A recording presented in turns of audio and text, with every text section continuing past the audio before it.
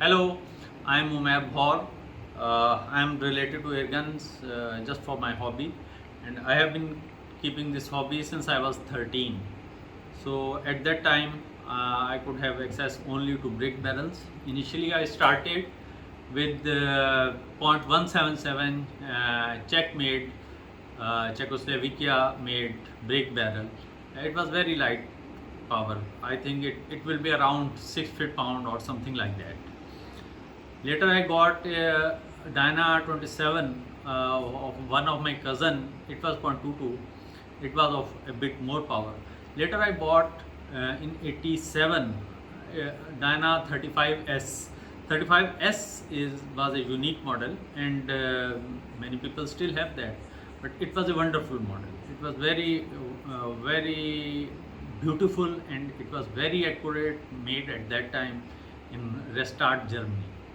So that I kept for a long time, and later some issues happened, like broken spring, seal, this and that, like things happen like that. Then there came a break in my this hobby. The reason being that I got involved in studies and jobs and things like that. But whenever I got time, I gave time to this hobby. Finally, when these PCPs came and these were introduced into my country, I was very much, happy to see things like this. PCP was very heavy, with great power as compared to those springers. First of all, before going into PCPs, I got Diana 54 Air King. It was a marvelous gun. I still have it, and it has been tuned and installed a tuning kit in it, and properly tuned it. It's very accurate gun. It gives me around 1-inch group at 50 yards anytime if there are good conditions, and if I play better, it can give me even better groups. So this is the introductory video. This is my first video for YouTube channel. I am starting this channel just for some information and just sharing of some information, and to take some of the questions of you guys. And first of all, in this video, I would like to address a topic. These days it is very much discussed. We all know Matt Dubber, we all know Mr. Frederick, we all know Mr. Johan, and we know another guy who is these days bashing FX barrels. So I will in this just first video, I will introduce a few things, and I will also discuss about barrels a bit. So you can see here I have got HM1000X. This is rapid air weapon. This is .25 caliber and 60 foot-pound gun. You can see there are some amendments, some modifications. No gun is perfect, no barrel is perfect. Things always need modifications. One may need not to touch anything, but if you want to improve things, sky is the limit. So I have done all this. There are many more things that I have done to it, but I will later in my videos I will tell you. This is also raw HM1000X. This is .22 with all the similar modifications and improvements. One of these raws has polygonal barrel that comes with it. It is made to order. Martin made it for me before their collaboration with Air Force guns. And the other .22, this is the barrel is BSA hammer forged barrel. This is one of the old stock barrels that BSA used to make around 20 or 25 years ago. And then I have a few more barrels. This is 2.5 barrel. This is also for raw. This is polygonal, Luther Walther polygonal barrel. Then this is again a BSA barrel .25. This has been machined to fit in FX Impact. So I wanted to see how the BSA hammer forged barrel performs in FX Impact, where we have all the external adjustments. So later you see this is the FX Impact original barrel, and this barrel is STX barrel. So this is also a wonderful barrel. Then again, this is a polygonal barrel. Here I have disassembled an FX Impact MK2, and I am going to modify it and going to increase its power external plenum and blah blah blah, many things to it to improve it to much higher level, higher potential of accuracy and high potential of power. Now the issue of barrels that has been discussed, that is being discussed on Airgun Nation forum and on some YouTube channels. I don't know why Matt Double, the nice guy who always, most of the time, he makes video for FX. I mean using FX. I'm not blaming him anyway. But what I have seen, I will just want to share here that all barrels, there are good barrels in all brands and there are bad barrels in all brands. As I have shared a few barrels, a few brands, I can tell you that how accurate BSA hammer forged barrel. It is 1 MOA at more than 100 yards. So I can get 10 shots group under 1 inch with this .22 barrel with 18 grain pellets. I don't use slugs. All I am talking is about pellets. This is polygonal barrel. This is also capable of the same accuracy. This is smooth twist X barrel with the liner, and this is also capable of similar accuracy. Similarly, all other barrels are of similar capability. But I can find one Luther Walther barrel without, if I pick 4 or 5 Luther Walther barrels, there can be one that will not perform that well. Similarly, I have seen such FX Impact STX barrels that don't perform well. Even I don't get 1 inch group, hardly 1 inch group at 24 yards. So you can see how big will be the group at 100 yards.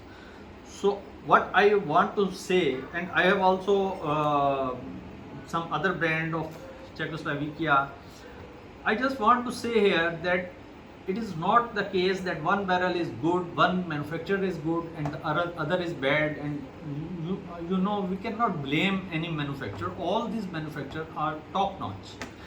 The only difference is that is the manufacturing process.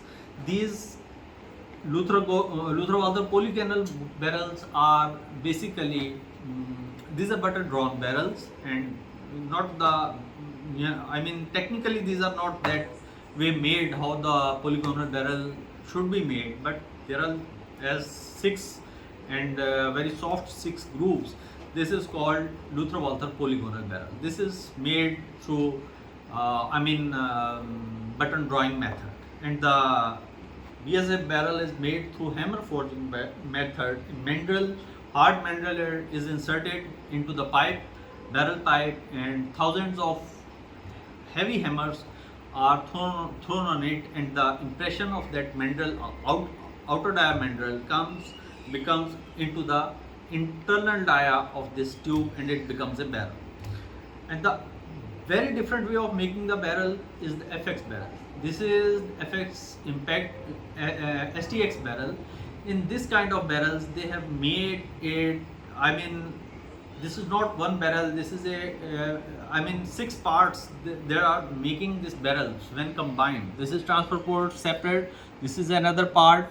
This is the shell of the barrel, and there is. If I remove it, you can see there is a liner inside it, and that liner, over that liner, there are a few O-rings that keep it, center inside this shell, and there is a lock nut on this side that keeps that liner perfectly tight into this shell. So this is very lightweight barrel, and there are very many people blame that this is the way of making very cheap barrels. I can't say this is the cheap barrel. This is incredibly good shooting barrel, but it costs less in manufacturing. I agree to that point that the manufacturing process of making this barrel is cost effective, cost efficient. And then now if I discuss a few things more, if you people know that previously on Royal 400, FX used to make smooth twist barrel. Only the last part, in an inch or a bit more or less, that was grooved, and all the rest of the barrel from the action to that part, that was smooth pipe. So that was a rigid barrel that had no issues at all. But the issue was that could accurately shoot mostly the GSP pellets. Though I can say that that barrel was developed around the GSP pellets. But now this smooth twist X barrel is made all the way, it has grooves all the ways, but it has been made by crimping from the outer side, just like the Royal barrel was made. The only one part was crimped of that FX Royal barrel, solid barrel, and here the whole liner is crimped from the outer side, and the grooves become inside very clear, and the making of the we can see the marks of making those grooves on the outer dia of the tube of the liner. So now we can see that this liner is not enough.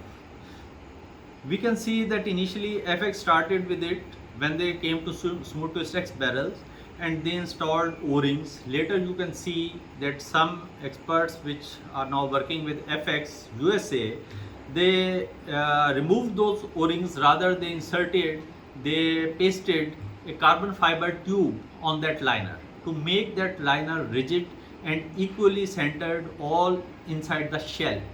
So that was one thing that made this barrel a bit you know, I mean to decrease the flex of the barrel. Later they also introduced some over shell on the impact. That was also a shroud type, that when shroud is tightened, the barrel get tensioned, so that further strengthened the barrel. So all these things we come to know that this is the gradual process of improving the FX STX barrel. What that means? It means two things. One, the FX is a very innovative company. They produce a thing, they conceive a thing, they produce a thing, and when they see that they can further improve it, they go on improving it, they go on improving it, they go on improving it. So now they have seen. So what I see, I have also experienced some issues. My solid barrels, especially in raw guns, they never change point of impact. If I zero this gun today and pick it after 3 months and shoot it, my point of impact will be the same. There will be no apparent change in point of impact. While STX barrel, this is sensitive to temperature, as there are O-rings inside. There are many things which can affect temperature effect, the air pressure effect, many things can be affected. So, but otherwise, if I can maintain this barrel, this is as good, or it is, I can say it may be a better barrel than that. So it is very well finished inside, because no tool marking is inside the barrel. Ideally there is no tool marking.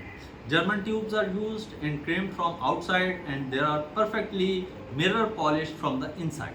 So these are great barrels. But similarly, if I tell you that how FX Impact evolved, FX Impact about 5 or 6 years ago, that was the first generation. Then came second generation. There were a lot of flaws in the first generation. Second generation covered many of them. Third generation, then X model came. Then in that model, the regulator piston was different. The regulator washers, number of washers was different, and some other things. And then came FX MK2 with amp regulator. That is a great gun. I still think that FX Impact 2, especially with PP, with power plenum, is one of the best FX Impacts produced till now. I don't have much experience with M3, but still what I have read, what I have seen, I mean, I want to say that MK2 with power plenum is the most trustworthy platform for FX Impact platform. M3, it may be much better, but time will tell. Okay guys, so this was all the introductory topic and some of my information about the barrels, FX company, raw guns, other brands of barrels. I hope to see you soon and give some information if you like. Thank you. Bye.